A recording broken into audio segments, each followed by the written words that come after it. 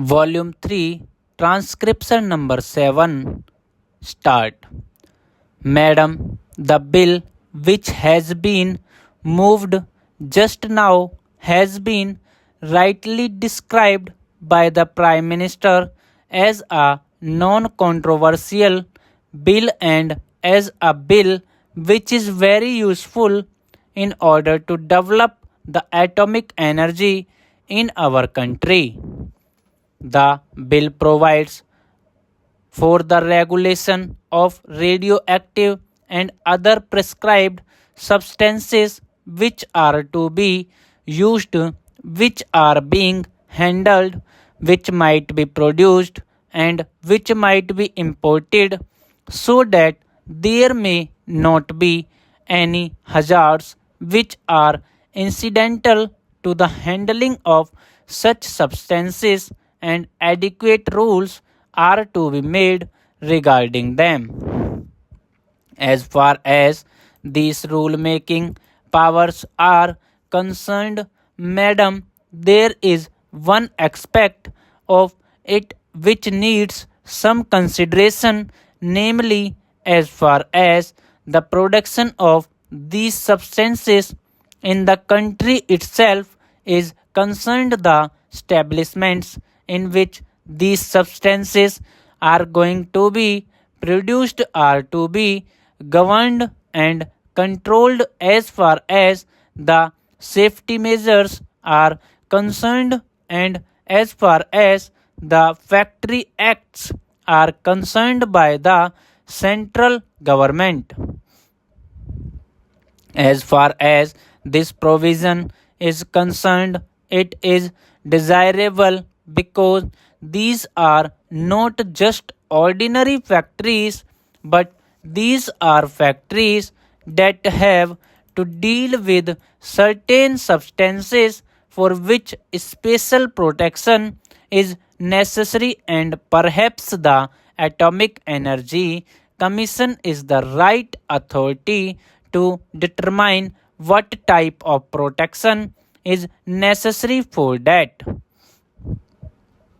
At the same time, in the rule making power which the central government has taken, precautions should be taken to see that the safety measures regarding other aspects of the matter as far as the work of the labor in these factories is concerned are also of the same standard, if not of a better standard, as those provided for in the Factories Act elsewhere. That is, attention should not be concentrated only on the hazards incidental to the handling of these substances, but other amenities to which the workers are entitled in ordinary factories should also be provided for in any rules that might be made under this measure. Along with this precautions, this power is absolutely necessary, and therefore I support the same.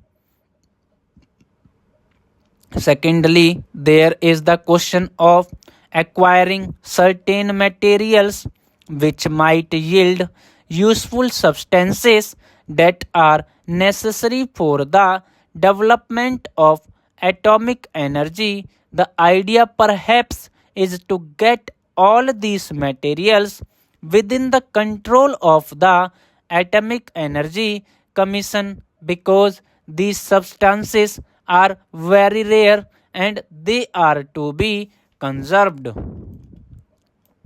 The raises the question research and the facilities for inquiry which might be available to an ordinary citizen who may not be fortunate enough to have some employment or admission into these atomic energy establishments.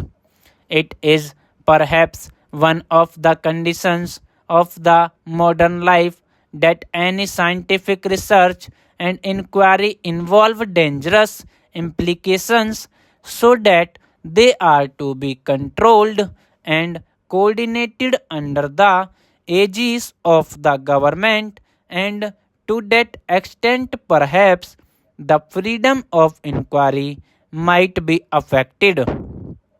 But at the same time, the history of scientific development has shown that all the worthwhile inquiries, or many of the worthwhile inquiries and inventions, have been made by people who are not easily amenable to any coordination or regulation of the type to which the government is normally accustomed, and therefore some scope has to be left for free inquiry by these geniuses in the community also.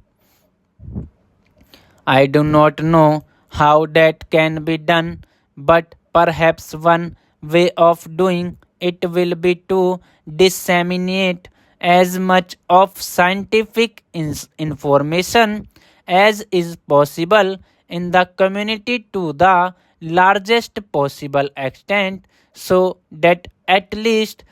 as far as the paperwork is concerned, no one is handicapped.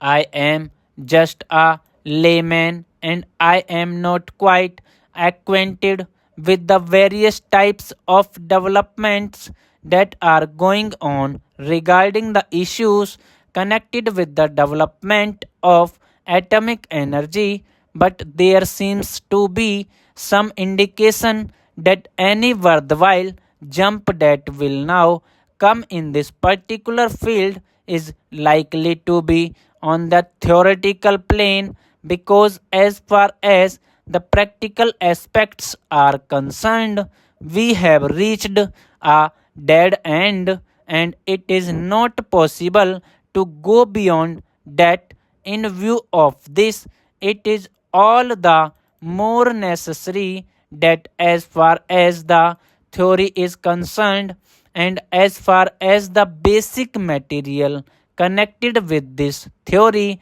is concerned, it is disseminated to the largest possible extent in our community,